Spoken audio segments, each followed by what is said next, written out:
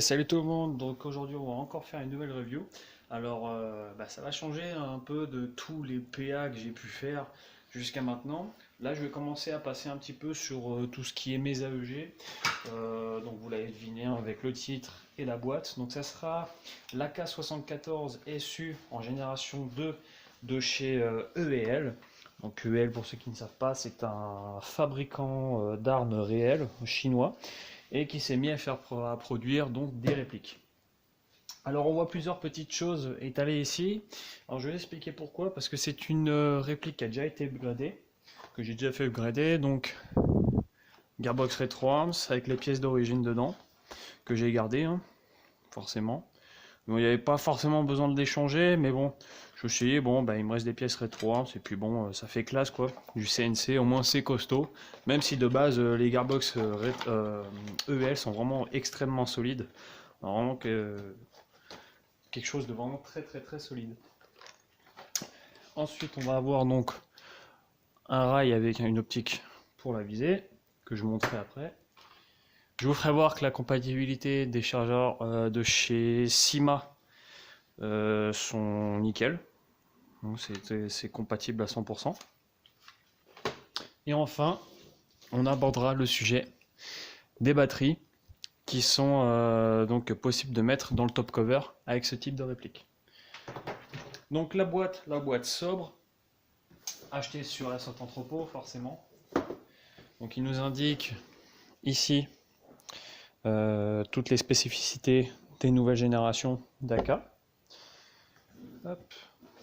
Derrière la boîte, je crois que j'ai fait à peu près le tour. Donc on a ici hop, un numéro de série unique, je pense. Alors on va ouvrir tout ça, voir ce qu'il y a un peu dedans. Même si je sais déjà, hein, ça fait un petit moment que je l'ai. Donc ça, je sais pas trop ce que c'est. Notice d'utilisation, type de réplique EEL. C'est tout neuf. En fait, j'ai jamais ouvert. C'est encore sous blister. Il est pas ouvert. Ouais, je sais pas trop comment c'est. Je pense que ça doit être comment on fout la batterie, etc. Je l'ouvre pas besoin. Hein. C'est de la collecte. Ça, par contre, je l'ai ouvert. Hop. Alors, ici on a tout ce qui est les tests en fait. Hop, en FPS. En mètres par seconde, pardon, je veux dire. Ici on a hop, tac tac, le manuel d'utilisation. Donc même si on ne comprend pas le chinois ou l'anglais, eh bien les images sont là pour nous traduire.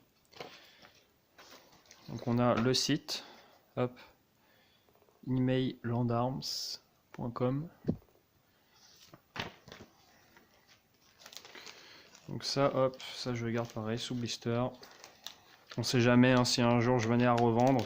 C'est toujours plaisant pour la personne d'avoir ce genre de documents. Ça fait vraiment quelqu'un qui est sérieux, qui garde tout. Nous est fourni avec donc une petite burette avec YH2. Enfin, une burette pour mettre de l'huile dedans d'entretien. Donc, je le sentais, voir si ça sentait l'huile pour arme, mais non. On va avoir d'origine donc ici un fusible de rechange de 30 ampères, fusil type mini auto. Hop, ça je le laisse dans la boîte. On va avoir un chargeur sous blister. Moi forcément je l'ai enlevé. Hein. Hop. Hop, chargeur en type un peu bakélite. Et enfin on va avoir la petite AK que voici. Alors voilà, cette petite AK que j'ai depuis un moment, j'ai déjà joué avec, hein. C'est normal. Donc cette AK, comme je l'ai dit, c'est une version 2 de chez EEL. Donc vraiment très très belle, j'ai déjà eu plusieurs vraies AK entre les mains, tirées avec. Franchement, c'est vraiment magnifique. On a vraiment une finition, mais comparé à du LCT, franchement, le LCT, c'est magnifique de base, le LCT, franchement, il n'y a pas à dire, c'est vraiment de très très très belles répliques. Mais là, on a vraiment, je dirais pas exceptionnel, mais on a vraiment quelque chose qui est sublime. franchement sublime. Bon, forcément, c'est un constructeur d'armes, donc forcément, il sait y faire avec les finitions de réplique. En fait, ça fait un reflet un peu bleuté, style, comme si on mettait du Birchwood casé, pour ceux qui connaissent. Donc, elle pèse son poing, c'est de l'acier, tout est en acier. Alors, je vais essayer de choper mon aimant de fortune, hop. Vous voyez, si je fais ça, hop, c'est en acier. Le top cover en acier. La crosse en acier. Le butt en acier. Le sélecteur de tir en acier. Le haut en acier. Le vide d'armement en acier. Le front sight en acier. Le cache-flamme en acier. Vous voyez, on a vraiment un truc vraiment complet, quoi. Même la tige et tout en acier. Je vais essayer de refermer le top cover.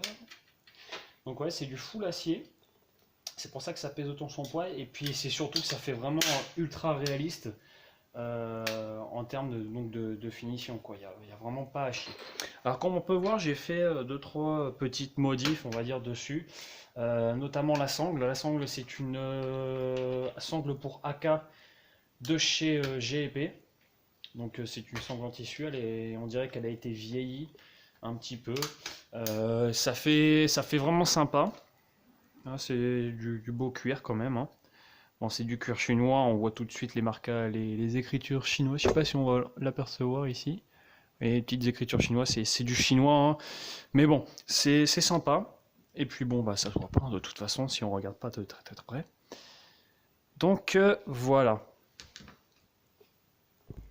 Donc au niveau des marquages, on va avoir que très peu de marquages. Forcément sur une AK, il n'y a pas énormément de marquages. Puis de toute façon, je lis pas le russe, dans tous les cas. Donc, avec le trépied, avec l'appareil, c'est pas pratique. On va avoir la petite étoile ici avec le numéro 92. Ensuite, le numéro de série unique, 01 90 42. Et enfin, les derniers marquages qu'on va avoir, c'est au niveau du sélecteur de tir qui est bien placé.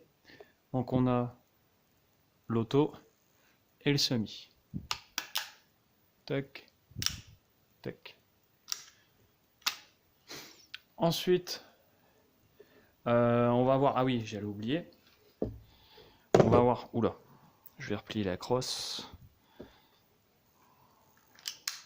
tac, on va avoir le marquage, donc ici, 400 et 500 mètres, et infini, hop, donc de toute façon ça sert trop à rien, mais bon, ils ont le mérite d'être là. Ensuite, tout ce qui est donc de la crosse. Alors je vais commencer par la crosse. Alors la crosse, c'est une crosse type triangle, là. Enfin je sais pas trop comment ça s'appelle, je suis pas trop spécialisé des AK, loin de là. Donc c'est de l'acier, c'est froid et en hiver ça caille. Hein. Donc j'ai foutu de la paracorde, hyper tendue par contre, elle est vraiment super tendue, on peut voir. Au moins c'est pas froid quand il gèle dehors pour jouer. Et ma foi, elle n'est pas si pas confortable que ça. Bon, c'est de l'acier embouti, hein, forcément, mais non, très très bien, très solide et aucun jeu surtout. Faut y aller. Hein. Et je la prends à une main. Putain, elle va tomber. Vous voyez, elle a aucun jeu. Donc ça, c'est plutôt pas mal. Pour la déverrouiller, on appuie sur le bouton ici. On pivote. Et là, on a un petit cran. Juste là. On claque, et là, vous voyez, elle a vraiment aucun jeu. C'est vraiment ajusté au micro-poil de cube près. Et là, vous voyez, la cale est vraiment toute petite. Ça, c'est plutôt génial. Pour la déverrouiller, on appuie sur le loquet vers le bas, et on peut déverrouiller la crosse. Ensuite, on va avoir donc la poignée ici, la poignée un peu plus épaisse que les vrais, vu qu'il y a le moteur. On dirait un petit, je sais pas trop si c'est de la bakélite ou de l'ABS, je saurais pas vous dire. Moi je pense plus à de l'ABS, hein, je pense pas qu'ils ont foutu de la vraie bakélite. Après c'est possible. Hein. On va avoir le top cover s'ouvre au niveau d'ici, tac, et vient automatiquement se lever. Alors attention, quand vous levez le top cover, il y a le cylindre à gaz, enfin le cylindre du piston normalement, qui s'enlève. Donc on a bien les lamelets collés. Hop. Donc c'est plutôt sympa Le bois, très beau bois aussi d'ailleurs.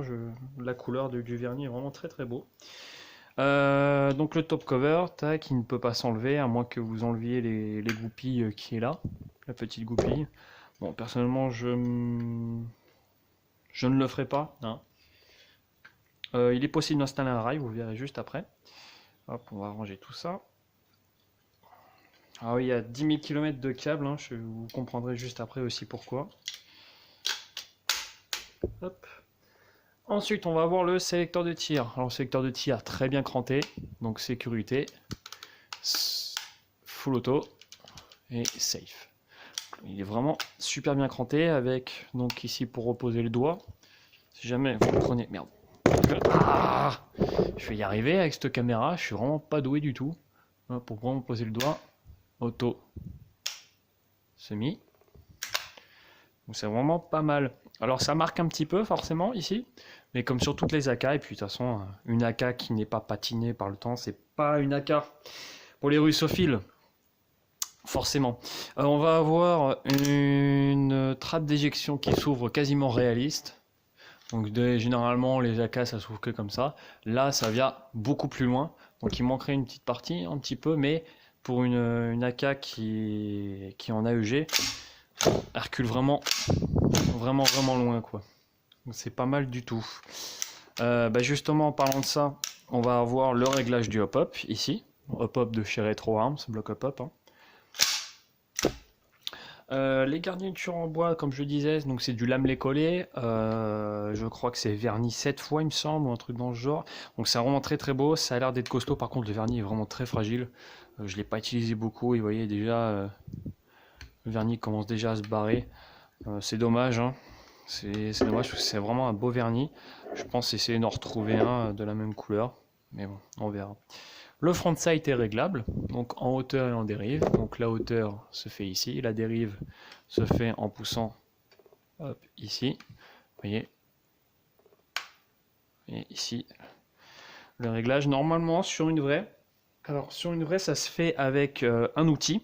Donc on pose dessus et puis on visse ou on vient visser de l'autre côté pour régler donc en dérive. On va avoir le cache-flamme, donc le cache-flamme classique des AK-74 et 74 surtout SU. Hop. Donc il suffit d'appuyer sur le petit téton qui est là. On dévisse tout ça et on a ce fameux cache-flamme en forme de trompette. Alors en vrai en fait, ils ont fait les tests, ça fait une espèce de flamme alors monstrueuse quand vous tirez sans cache-flamme, et avec le cache-flamme, bon, bah, ça réduit justement cette flamme là. Donc on a ici, je crois pas la possibilité de mettre un silencieux en 14. Non, vous voyez, c'est juste, c'est d'un bloc. Je suis en train de le voir. Donc, je pense qu'il existe des adaptateurs, mais je suis pas sûr à 100%. Donc, du coup, ça sera les silencieux spécifiques donc à la réplique.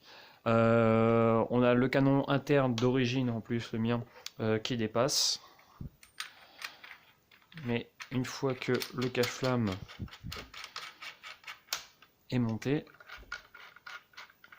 hop, le canon n'arrive vraiment qu'en bout ici, en fait. Donc ça, c'est vraiment plutôt sympa. On va avoir la présence d'un anneau d'attache sangle ici, là, juste là. Ça, c'est moi qui l'ai rajouté, celui-ci. Donc on a bien ça ici.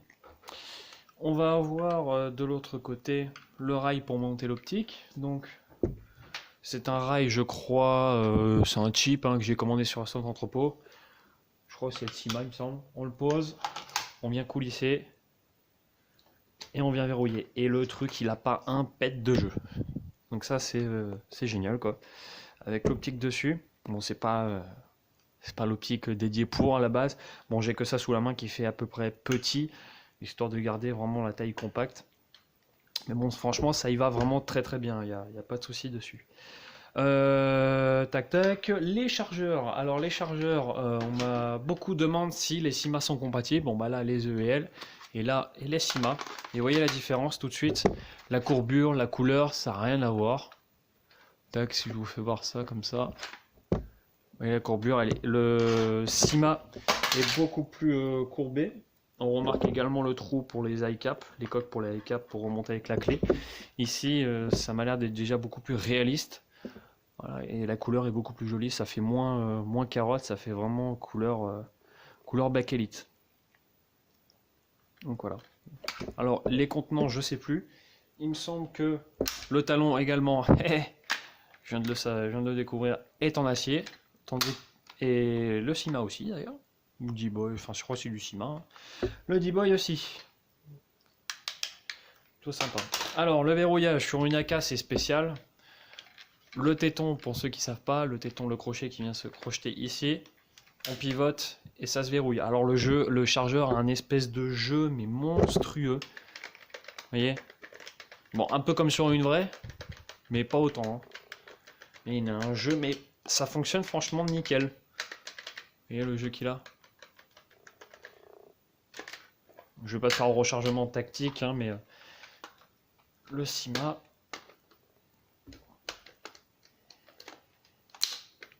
Je me suis loupé. Il a déjà beaucoup moins de jeu. Mais bon, ça fait vraiment dégueulasse quoi, un chargeur orange comme ça fait pas du tout réaliste.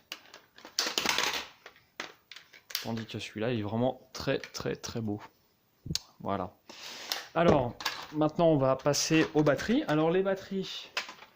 Alors non, je vais passer juste aux pièces d'origine dessus. Alors, je vais mettre les quatre côtés. Alors, voilà la gearbox. La gearbox, hop, tac. Donc à l'intérieur, avec le rail qui verrouille tout. On a des bearings de base qui sont vraiment très costauds. On a des renforts au niveau de l'avant pour pas que ça casse, au niveau d'ici et à l'arrière. Bref, c'est vraiment pour moi c'est une très bonne gearbox. Je la ne jetterai pas hein, ou je la revendrai pas non plus. Je la garde, ça c'est sûr et certain. On va avoir donc la cage moteur qui est là. Hop, donc ta cage moteur.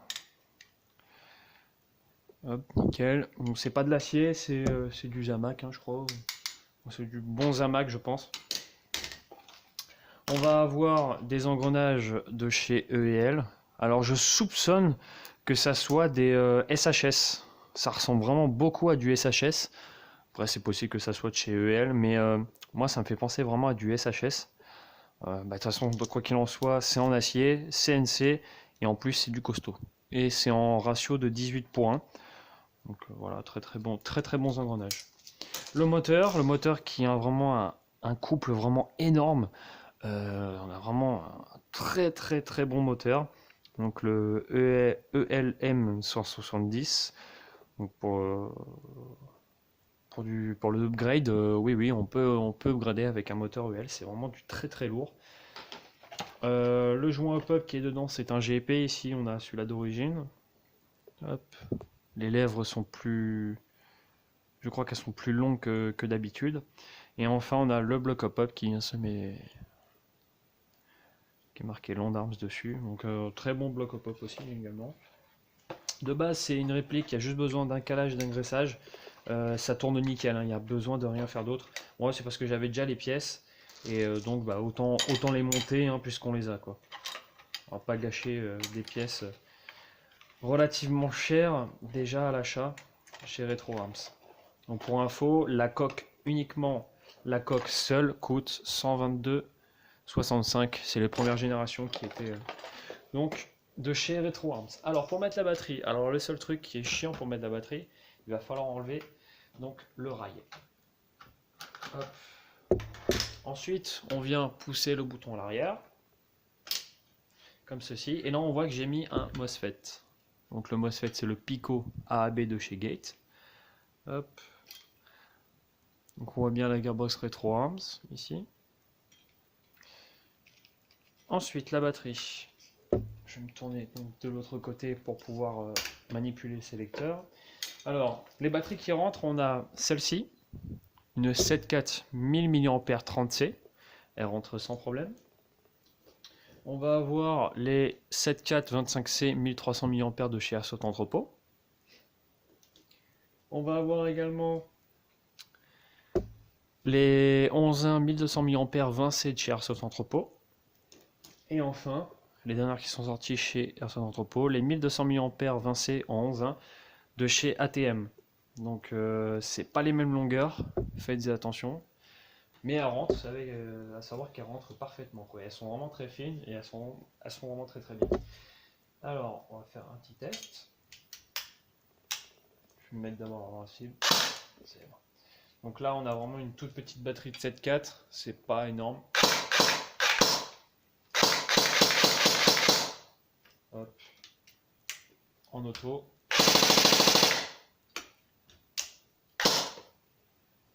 C'est pas non plus énorme. On va mettre la 7,4 de chez Airsoft Entrepôt. Mais au moins, vous savez que ça tourne. C'est déjà beaucoup mieux.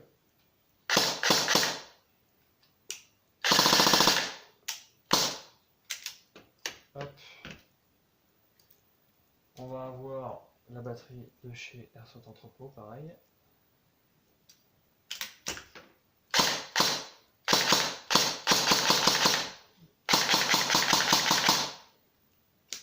En auto.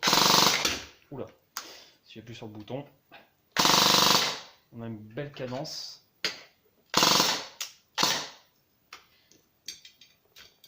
Et enfin, de chez ATM. Hop, en semi, en auto, on a un petit peu plus de cadence. Putain, si j'appuie sur le bouton à chaque fois, ça risque pas de le faire.